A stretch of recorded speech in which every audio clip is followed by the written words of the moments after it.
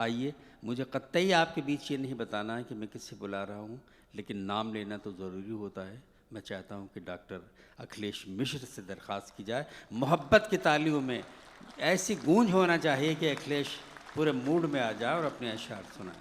Doctor Akhilesh मिश्र उत्तर प्रदेश में बहुत बड़े अधिकारी हैं, वो आईएएस हैं, जो सबसे बड़ी पोस्ट होती है, आज हमारे बीच में हैं। हम अपने तमाम ज़िम्मेदारान की तरफ से मैं उनका शुक्रिया अदा करता हूँ। बहुत बहुत धन्यवाद डॉक्टर कलील साहब, बहुत शानदार संचालन कर रहे हैं आप, बड़ी फ्रीली बैटिंग कर रहे हैं।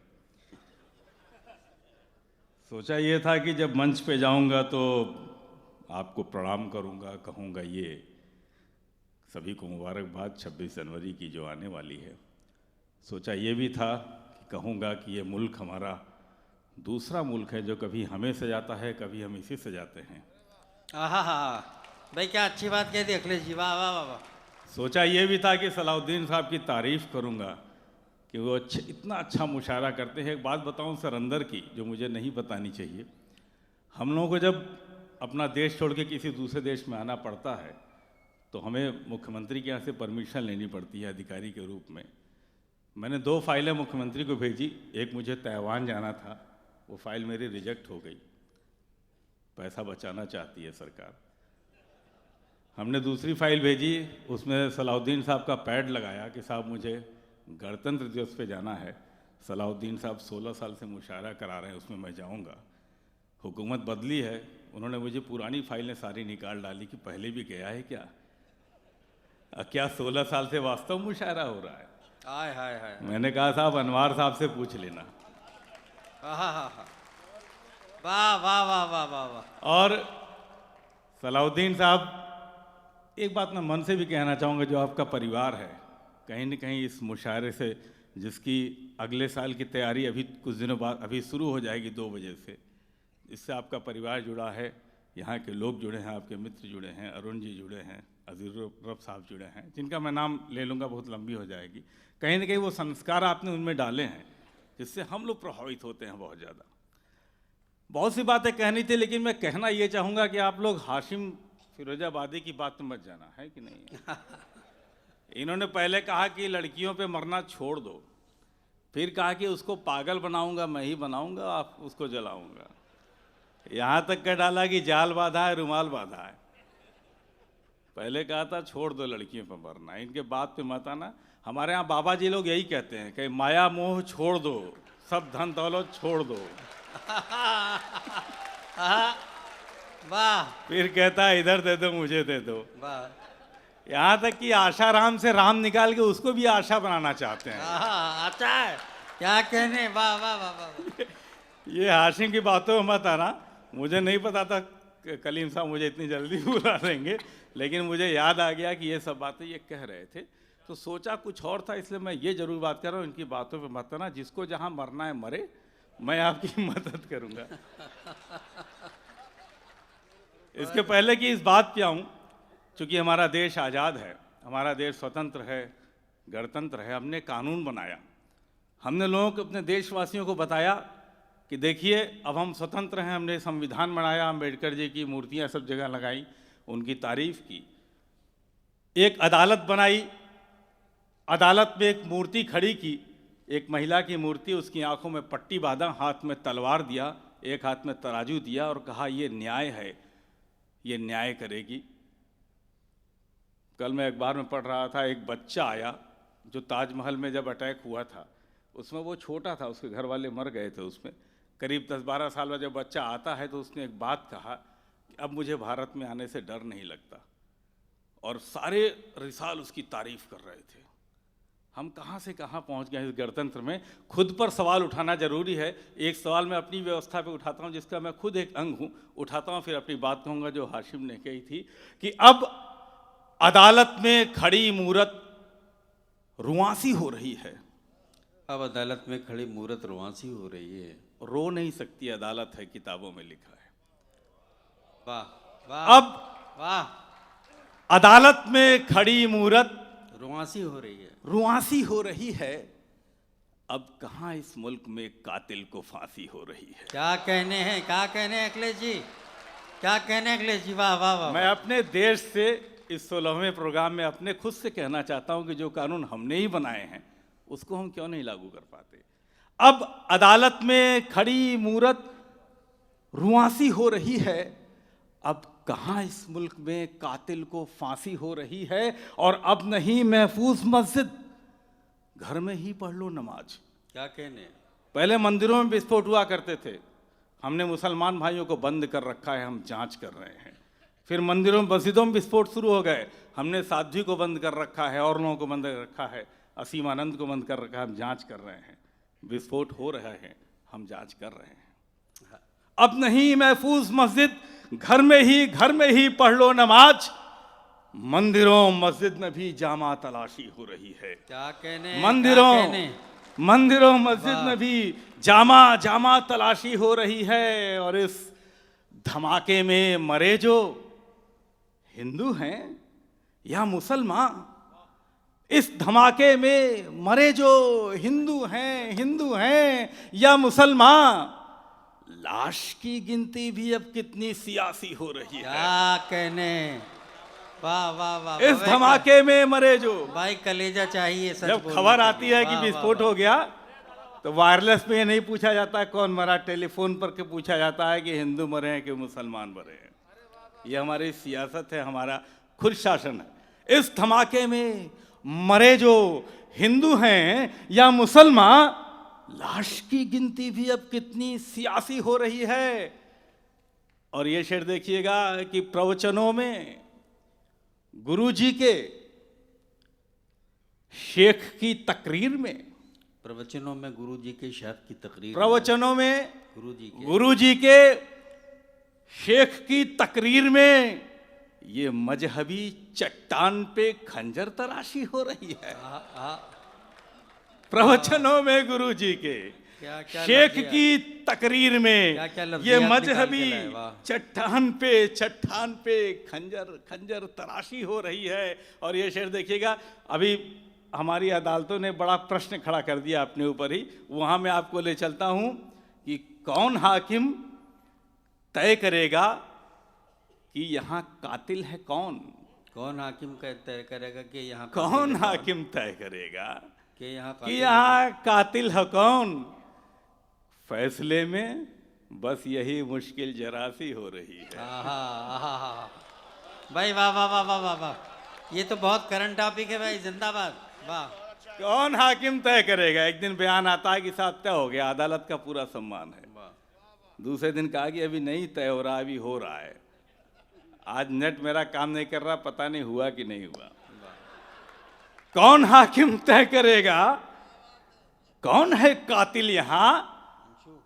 फैसले में बस यही मुश्किल जरा सी हो रही है। और यूं तो नंगे हम सभी हैं, पर कसर इतनी सी है। यूं तो नंगे हम, कोई ये कहे कि पाकिस्तान जिम्मेदार है सारी समस्याओं का, मैं नहीं मानता। कोई कहे सियासत जिम्मेदार है, मैं नहीं मानता। कोई कहे आर्मी जिम्मेदार है, पुलिस जिम्मेदार है, नहीं मानता। जब ताजमहल में विस्फोट हुआ था, ताज होटल पे, तो जो लाशें पाई गई थी उनकी जेबें जब तलाश की गई तो उन जेबें में यूनिवर्सिटी का लाइसेंस मिला था, स्टूडेंट होने का उनका कार्ड मिला था। और वो कार्ड कोई बाहर का व्यक्ति नहीं बनाता, हम ही लोग, आपके बीच के लोग बनाते हैं। जब सचिवालय में 2 रुपए लेकर अंदर घुस जाता है आदमी। यूं तो नंगे हम सभी हैं, पर कसर इतनी सी है। आईने को देखने में कुछ हयासी हो रही है। आईने को देखने में कुछ हयासी। मैं आपको एक बताऊं, आज एक नया तरीका शुरू हो गया है। जब ट्रकों से आतंकवादी अपना काम तमाम कर रहे हैं, और उत्तर प्रदेश में और भारत में तो सर फिश प्लेटें निकाल दी जा रही हैं, 150-200 के हिसाब से लोग मर रहे हैं। वहाँ का एक छोटा सा सीन आपको दिखाता हूँ कि सियासत गिन रही है मौके पर आकर लाशें। जब बड़ी घटना होती है तो नेताजी आते हैं, विधायक जी आते हैं, मुख्यमंत्री आते हैं, मंत्री जी आते हैं। तो हम लोग क्या करते हैं, सियासत गिन रही है मौके पर आकर लाशें, बड़े तरतीब से रखी हैं सजा कर लाशें। नए कफन खरीदते हैं, हम सजा के रख देते हैं। सियासत गिन रही है मौके पर आकर लाशें, बड़े तरतीब से रखी हैं सजा कर लाशें। और हमारी लाश ये उनकी लाश और ये लाश लावारिस, हमारी लाश, क्या कहने। ये उनकी लाश और ये लाश लावारिस, भीड़ में रखना है मुश्किल बचा कर लाशें, भीड़ में रखना है मुश्किल बचा कर लाशें, और किसे जलाया दफनाया जाएगा किसको। जब लावारिस ज्यादा हो जाती है तो पुलिस का काम बढ़ जाता है। किसे जलाया दफनाया जाएगा किसको, अभी मजहब में बांटी जाएंगी लाकर लाशें, अभी मजहब में बांटी जाएंगी लाकर लाशें, अभी मजहब में। और ये शेर देखिएगा कि नुमाइश कत्ल की करके तमाम मुल्कों में, पहले कत्ल होता था तो कातिल रात के अंधेरे में करता था, अब टेलीविजन पे लाइव टेलीकास्ट होता है। नुमाइश ये कत्ल की करके तमाम मुल्कों में, क्या मिला स्याह लिबासों को बिछा कर लाशें, क्या मिला। वाह वाह वाह वाह वाह वाह। नुमाइश कत्ल की करके तमाम मुल्कों में, वाह। क्या मिला स्याह लिबासों को बिछा कर लाशें। और इलाका, एक टेक्निकल शेर सुनाता हूं आपको, ये हमारे चरण सिंह बसर साहब बैठे हैं, बहुत दिन पुलिस में रहे हैं। इलाका जो किसी थाने के हल्के में नहीं, हल्का और इलाका समझ रहे होंगे आप लोग, इलाका जो किसी थाने के हल्के में नहीं, वहीं आ जाते हैं कातिल छुपा कर लाशें, वहीं आ जाते हैं, बहुत अच्छा। वहीं आ जाते हैं कातिल छुपा कर लाशें, वहीं आ जाते हैं कातिल छुपा कर लाशें। चलिए माहौल बदलते हैं, नहीं तो कुछ और हो जाएगा। हम हाशिम फिरोजाबाद पे फिर वापस आते हैं। आज आके हाशिम हमारे यहाँ इसके पहले सरकार थी, माननीय मुख्यमंत्री जी आने वाले थे, उन्होंने एक चौराहा बनाया 10-90 चौराहा। जो लोग लखनऊ जानते होंगे, जो नहीं जानते हैं उनको मैं बता दूं।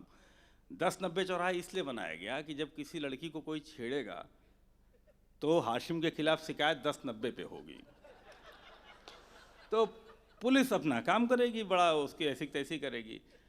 वो इस समय सबसे भीड़ बड़ा चौराहा हो गया है। और जब नई सरकार आई सलाउद्दीन साहब, तो उसने एक एंटी रोमियो ब्रिगेड बना दिया उत्तर प्रदेश में।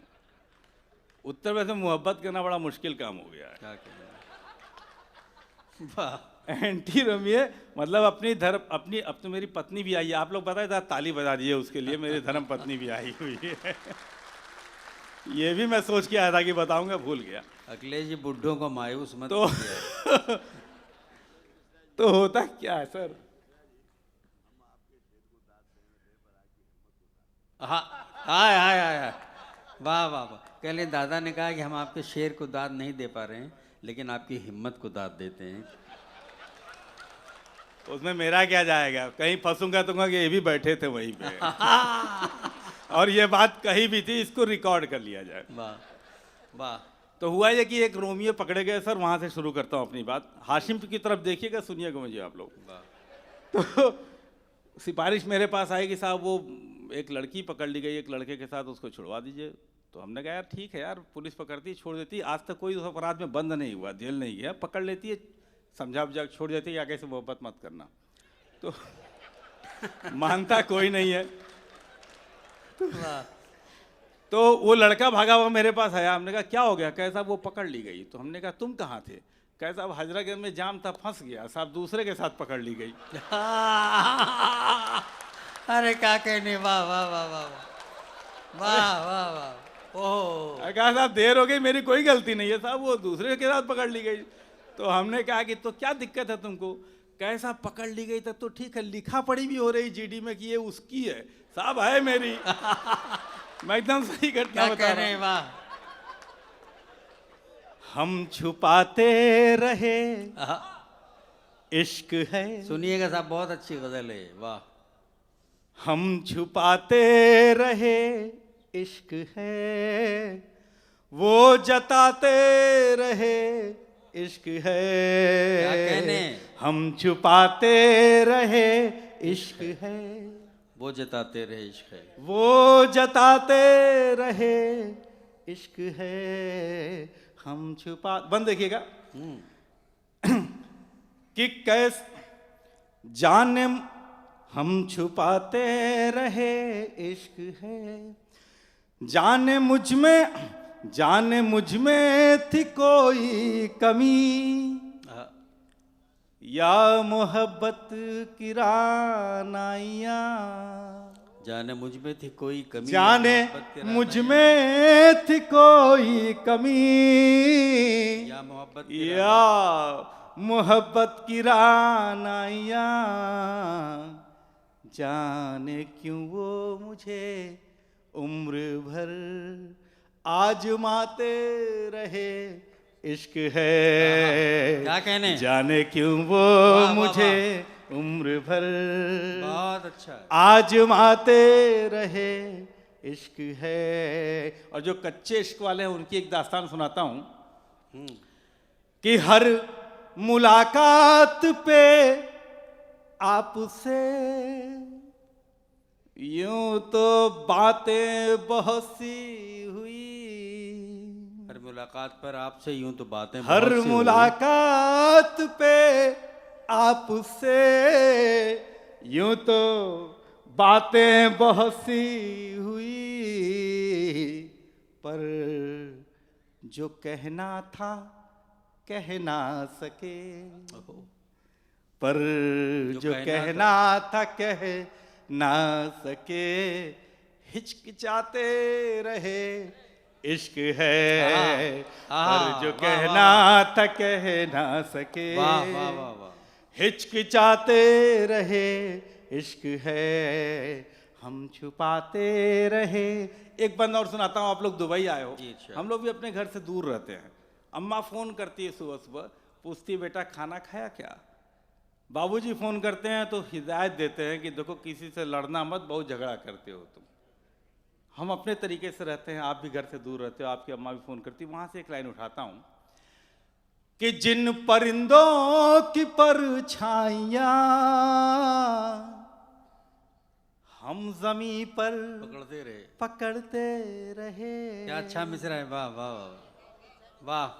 हमारे आपकी अम्मा संतुष्ट हो जाती है बात करके, बेटा खाना खा लिया होगा। हम नहीं खाते तब भी कह देते हैं, भले वो खुद भूखी हो लेकिन पूछती बेटा खाना खा लिया क्या, इससे ज्यादा उसको कोई मतलब नहीं है। जिन परिंदों की परछाइयां हम जमी पर पकड़ते रहे, वो तो परदेश में बस गए, वो तो परदेश में जा बसे, कसमसाते रहे, इश्क है।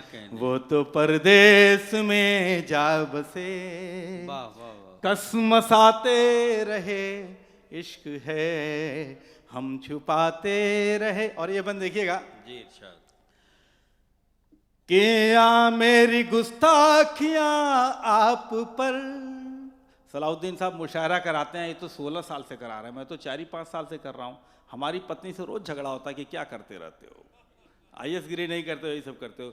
इनके साथ क्या होता है कि मैं इन्हीं को समर्पित करता हूँ अच्छा, कि मेरी गुस्ताखियां उम्र भर जुर्म दर जुर्म बढ़ती गई। क्या बात। हमारी पत्नियों पर हम ध्यान दें, हम लोग कितना उन पर जेल उठाते हैं, बेचारी कुछ नहीं कर पाती हैं। ये भी हंस रहे हैं। ये तरफ है जुर्म, ये मेरी गुस्ताखियां आप पर जुर्म दर जुर्म बढ़ती गई, तुम तो खामोश सहती रही। वाह तुम तो खामोश नहीं होती तो करा पाते ये। वाह, तुम तो खामोश सहती रही, हम सताते रहे, इश्क है। तुम तो खामोश सहती रही, महफिलों में नजर आपकी यूं झुकी की झुकी रह गई। वाह, क्या गजल का मिसरा है। सलाह साहब, मेरे पिताजी 9 दिन की कथा कहलवाते थे, तो वो अपने दादा के साथ आती थी, मैं अपनी दादी के साथ जाता था। न उसको कथा से कोई मतलब था, न मुझे कोई मतलब। क्या कहने। आपके यहाँ भी साल भर में कुछ लोग आते होंगे, उनको समर्पित करता हूँ। हाँ, बहुत अच्छा। यहाँ बहुत से लोग, इनको शेर से कोई मतलब नहीं होगा। कि महफिलों में नजर आपकी यूं झुकी की झुकी रह गई, कनखियों से मिली कनखियां, कनखियों से मिली कनखियां, मुस्कुराते रहे इश्क है। है। वाह, वाह, कनखियों से मिली कनखियां, मुस्कुराते रहे इश्क है। और ये बता दीजिएगा कि इत्तफाकन गजल के किसी, पूरे मंच को समर्पित, बिना इश्क किए कोई गजल सुना ही नहीं सकता। ये सब वही है। वाह वाह। कि इत्तफाकन गजल के किसी शेर में नाम उनका भी था। वाह वाह। इत्तफाकन गजल के किसी शेर में नाम उनका भी था। शेर में नाम उनका भी था, बस उसी शेर को उम्र भर गुनगुनाते। वाह वाह वाह वाह वाह। अच्छा शेर कह दिया भाई। वाह वाह वाह। उसी शेर को भाई अखिलेश उम्र भर जिंदाबाद। वाह। गुनगुनाते रहे इश्क है, वाह। हम छुपाते रहे इश्क है, वाह। वो जताते रहे इश्क है, हम छुपाते वो जताते हम बहुत छुपाते। अच्छे। वाह वाह वाह वाह। भाई जिंदाबाद।